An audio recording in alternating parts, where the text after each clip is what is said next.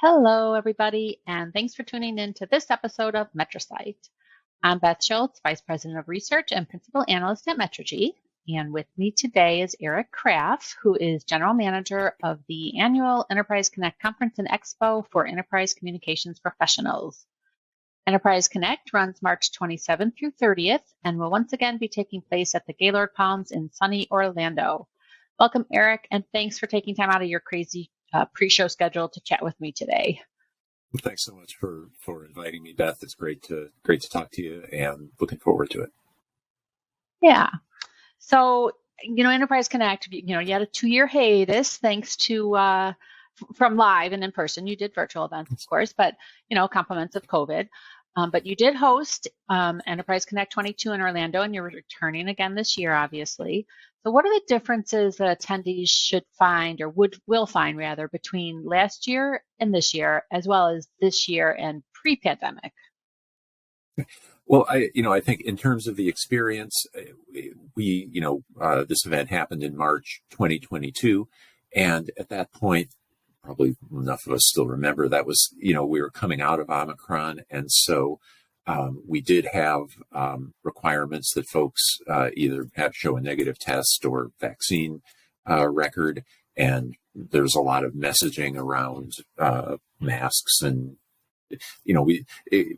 people were already sort of moving out of COVID, but there was still these things in effect. This year, those requirements are no longer in place. People are going to be able to move about freely, and there's no requirement regarding COVID. Like every place else, I think we ask everybody to be considerate of everybody else, and I'm sure there'll be some people who choose to wear masks, and we think that's totally up to the individual. So that's from the experience, that's going to be, I think, one of the big differences in terms of sort of what the conference is like, or what the substance of it is all about. I think people kind of have recognized sort of the value of in-person events. And so, we saw the beginnings last year of some really great engagement where people were just so happy to be actually with other people. And I think that'll be, accentuated again this year as we move, forward, and there's even more people who are able to make the event. And of course, this year we're in a different sort of a world in terms of a lot of people thinking about the economy in ways that people weren't thinking about it a year ago, and that'll affect, I think, a lot of the conversations.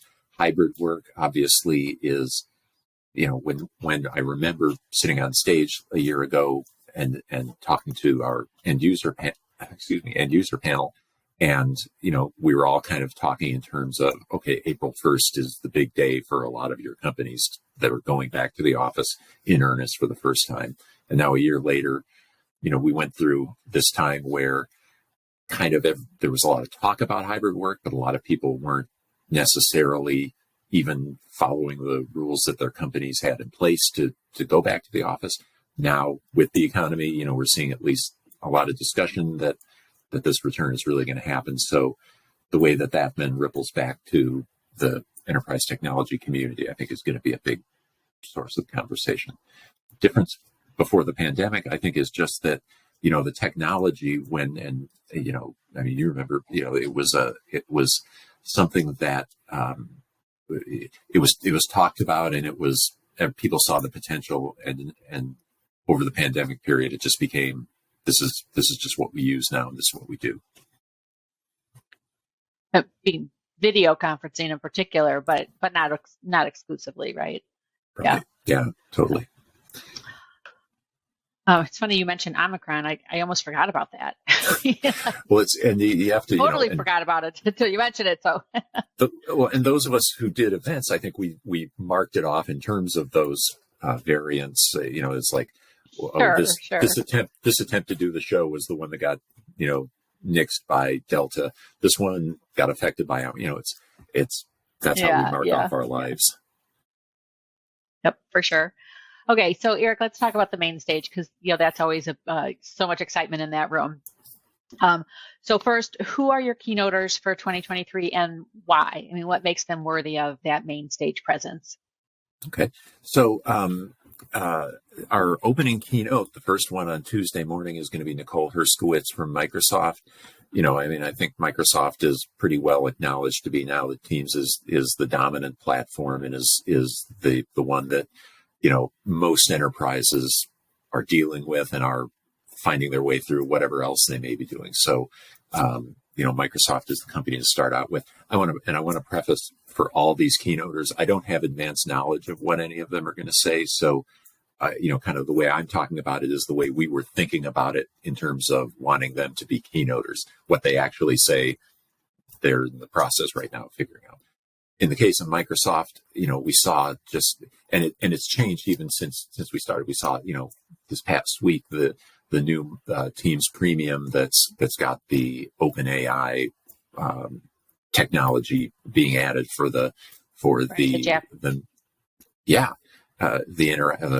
forgetting what they call it, the meeting summaries, basically. Chat GPT, yeah.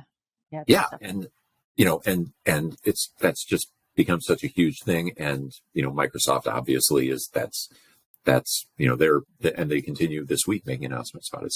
So there's always a ton to hear about with Microsoft, and they're plugged right into this thing that's on everybody's mind right now too. We've also got Javed Khan from Cisco, or WebEx by Cisco. They're also calling themselves on our show floor. Certainly Cisco, to us, what's really interesting about Cisco is that they've pushed and kind of taken the lead in a lot of thinking about hybrid work and about how to not just do the basic communications or just video, but to have kind of a more holistic view of hybrid work. They're also obviously a player in the contact center space, so that's important. Then we have Mo Katibe, who is with who is Ring Central's keynoter. Ring Central, again, they've kind of risen to the top of that, sort of the companies that came out of the pure play UCaaS world, and they've had this strategy of partnering and really trying to consolidate a lot of the installed base. So, their approach to the market is something that we're finding more and more of the market is interested in. Then we have Joseph Chong from Zoom, and Zoom, obviously, even coming out of the pandemic, and even to where they're not they were sort of the darling of the pandemic, but even now, I think it's even more important and interesting to enterprises than to the people who are using Zoom more casually, as Zoom has kind of gone to this strategy of trying to really be a complete platform and do contact centers and do email and messaging, and really be the company that wants to rise from this whole pandemic and challenge Microsoft. Then we have Behshad Behzadi, who I'm super excited about because he is the vice president of engineering for the conversational AI group at Google Cloud. And just this week, yesterday or the day before, Google, the news started to come out about Google making its response to ChatGPT, and I think they're calling it Bard. And again, I have no idea, exactly what people are going to talk about, but certainly Google and conversational AI is really just couldn't be more timely. And then we include with Dilip Kumar, who is with AWS, seeing AWS debuted in the contact center with their announcement at Enterprise Connect, and they've continued to gain traction. And again, they're just one of those big, strategic vendors that, everybody in our audience needs to deal with. And whether they have a role in your contact center or not is something that people, I think, will be thinking about. So that's the short answer. Fantastic lineup as usual. There's a lot of them, but definitely some interesting. I'm sure you're going to hear some interesting things out there. I'm really interested in hearing more about ChatGPT and how that's going to play out in this industry. So It'll be good. Great. Okay, what else is going on the main stage? Because Keynoters isn't the only thing you've got up there. What are some of your other highlights? Well, actually, hearing more about ChatGPT, we did have to, the whole ChatGPT phenomenon started kind of late in our planning cycle. So we managed to carve out 10 minutes of main stage time for what we're calling disruptive dialogues. And we're doing two of those. One of them is going to be with Savinay Berry of Vonage, who's going to talk about, Vonage their acquisition by Ericsson was completed. And so, I think the story around hybrid work and around mobility is going to get interesting. So we think he'll have something interesting to say. And then an analyst named Dan Miller, who's with Opus Research, who's one of the leading experts on conversational AI, is going to do the second of these disruptive dialogues. We're calling it the Chat GPT effect, what AI and large language models mean for your enterprise. So it's a bit of a mouthful, but we want to get right on the main stage, some talk about that. And I'm sure it'll come up in some of these other sessions. We've got our opening keynote our opening general session where the strategic vendors, kind of Jim Burton of CT Link and BC Strategies, and I will, kind of have a high level discussion with some of the top strategic leaders at your, Microsoft, Cisco, the other companies on the panel, the key vendors. And I'm sure that topic will come up again, as will, I'm sure, hybrid work. We do on Tuesday morning something called the Enterprise Summit, which you've moderated in the past, and we bring in enterprise leaders from big companies. We have a gentleman named Brian Dibrell of Humana, a woman named Jody Beitler from the University of Pennsylvania, and then the CTO of a couple of hospitals in Ontario, a gentleman named Shival Seth. And we'll be adding a panelist or two to that in the next, hopefully, week or so. We also have a general session panel really homing in specifically on that hybrid work issue, featuring Stacy Foster, who's from MasterCard, Gary Lasasso with Amicus Therapeutics, and we got one other individual also coming onto that panel that we'll announce shortly. We've got our Women in Communications panel, which we elevated, I think, at your suggestion, and it was a great suggestion. If we were serious about really trying to advocate for women in communications, we needed to give the programming a higher profile. And so we are doing a general session on discussing women in communications. Jody Beitler is also going to be on that session, along with Danielle Joyner McPherson from Delta, Stacy Castor from Rocket Companies, and Sinead Aylward, who's with Johnson Controls. And then we have a session with Sheila McGee-Smith, the foremost contact center analyst, on CCaaS, what comes after CCaaS. And then what we're really excited about, and I think sort of feeling a little determined about, is we have a general session on how to use communications technology to advance accessibility. One of the things we saw during the pandemic was the way that companies were able to bring more workers into the workforce, because some of the accessibility challenges that you have of having a physical location could be overcome.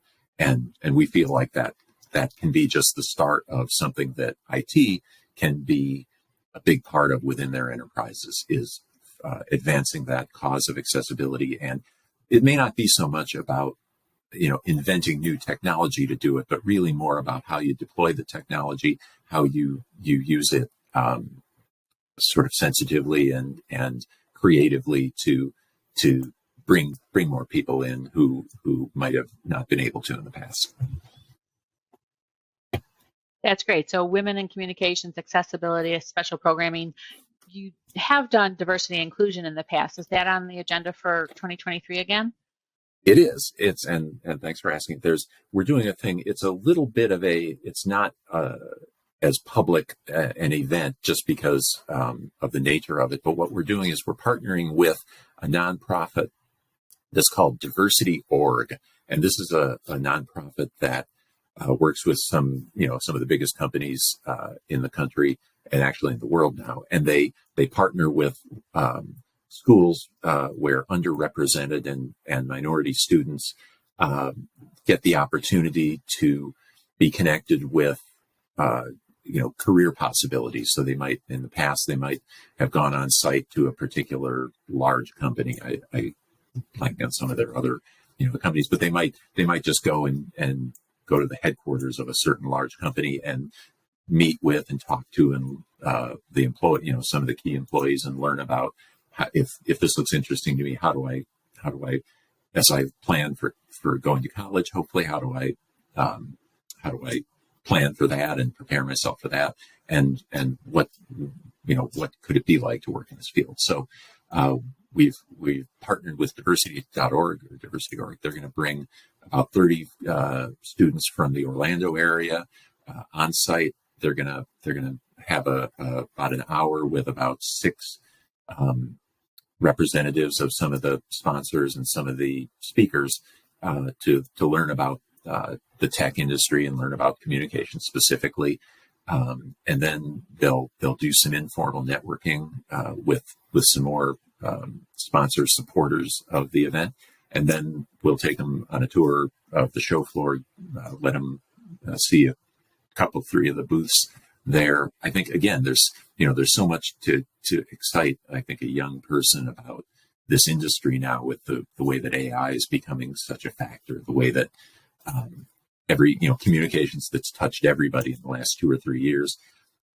It's now something that I think it's a great opportunity for young people, and we're really excited about having these young people on site. But again, that's not going to be kind of open. Oh yeah, I'm sorry, go ahead. Oh, I was just saying that sounds like a great opportunity for them. Perfect. Yeah, we're really excited. But it's about not open. You were saying, yeah. Yeah, they'll have, it'll be kind of just among those folks, just because you bring students on, you want to kind of keep things, under control and keep, make sure it's a good experience for everybody, and the students aren't, especially in an event like this, it's, it can be kind of overwhelming, and so kind of have a plan for them. Yeah, for sure. Okay, what about breakouts, Eric? I mean, I know there's so many kind of ones that topics you hit on time year in, year again, because they're so important. What are some of the favorites? What are some new topics? I think most of the new topics are around hybrid work. You're doing a session on employee experience management. That's a big topic that we think is really important. And I think, as of now, at least, Microsoft's planning to have Nicole Herskowitz also be a panelist on that session. So I think that gives you a sense of how significant that is to Microsoft. And then of course, yeah, I saw that. I was really excited about that. It's great. I'm really excited, and I think it'll be a great addition to the session.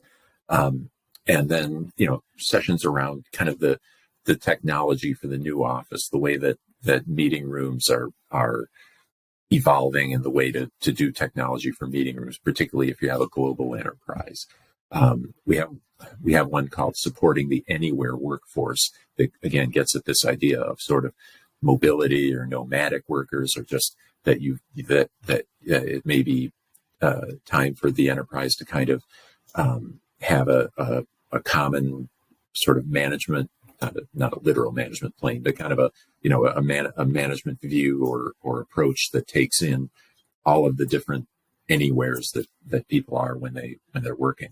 And then we also have a session on kind of approaching the whole investment question. Every one of the buzzwords or buzz phrases you seem to hear is do more with less. That was a big buzz phrase. And so we have a consultant from the Society of Communications Technology Consultants who is going to take a little bit of a deep dive into how do you think about those investment decisions. So that's kind of some of the new stuff. I think the other thing is we added a ton of sessions to the contact center track. Your colleague Robin Garris is doing a couple one on sort of analytics, which is another foremost analyst in contact center. I know. I'm sorry. And Robin obviously has got amazing insights that she's going to share with people, kind of relating to analytics and then also to self-service, which again, as you look at contact centers, contact center staffing, and you look at automation and chat, and the workforce for contact centers, trying to make sure you have enough agents or deal with it if you don't, then you have, self-service becomes really important. We've also got a couple of kind of strategically focused sessions with a couple of great analysts, Neris Corfield, who's from the UK, and then Juanita Coley. And both of them are going to kind of step back and say, kind of, how do you strategically fit contact centers into this broader digital workplace transfer or digital transformation story? And how do you kind of think about customer contact holistically with the technology as, the thing we're kind of focusing on here, but a piece of a broader picture. And then, of course, we are continuing to do a kind of hour and a half long deep dive session that Brent Kelly from Omdia and Kevin Keeler from Enable UC do, kind of doing a really in-depth comparison of the four platform providers that kind of are at the high end of the market: Microsoft, Cisco, RingCentral, and Zoom. So that'll probably encapsulate, or it'll bring in a lot of the sort of details that we'll be hearing about thematically in some of the other sessions, in terms of here's how that stuff's actually being implemented in products. Phew. So lots to look out for, right? Yes, there's we're, as you say, there's always a mix. When you're doing an event like this, you want to have enough for the people who are making a buying decision like now, and that may be different from people who are thinking, what's my 3-year or 5-year strategy for a particular technology? But you want to have both. Right, absolutely. Okay, so we got the conference program squared away. What about the show floor? Give us a quick rundown of what can we expect from the exhibitor environment and everything you got going on down there. It is down there, right? Up there. It is still down there. And it's, I think in a lot of, I think fortunately, I think the players we've always managed to have all the big players on the show floor, and that's really true again this year. So, I think there are, in this area of conversational AI, if I don't want to like name some and leave some out, but there's a lot of kind of younger companies who are doing sort of point solutions in conversational AI, and especially around the contact centers. There are, to name just a few, there's like Core AI and Cognigy and Poly AI. So there's a lot going on in that sort of startup world, or that, and they're not all startups, but that sort of companies that are emerging to specifically tackle the AI world. So I think in addition to seeing, the full big booth display from the Microsofts and Ciscos and Zooms and RingCentrals and AWSs and those guys, there's the kind of newer companies starting out. And then, I think, again, there's, contact center has become such a huge part of the show and the industry. So, the Genesis and Five9 and TalkDesk and NICE companies that you might think of heavily in terms of contact center, you'll see them. So, it's again, kind of like with the program, a mix of the old and the new, the way you'd want it to be. Not old, great, by the way, but okay. Let's say familiar. The familiar, that's a better way to phrase it. Okay, what about networking opportunities? Networking is always important, right? Oh yeah, definitely. And the show floor is set up so that it's open about, from noon till late afternoon. Tuesday and Wednesday, it's open the better part of Monday afternoon, and it's set up in such a way that there's the opportunity to kind of alternate between visiting booths and kind of networking with peers. There's lots of different, kind of either there's private parties that go on all week. We do what we call the appreciation party on Wednesday night for everybody to network and get together. And of course our event app is set up for people to be able to find each other if they want to be found, and set up appointments and meet each other. And then we're also doing something that we're calling peer roundtables, which is an opportunity where we're kind of working to.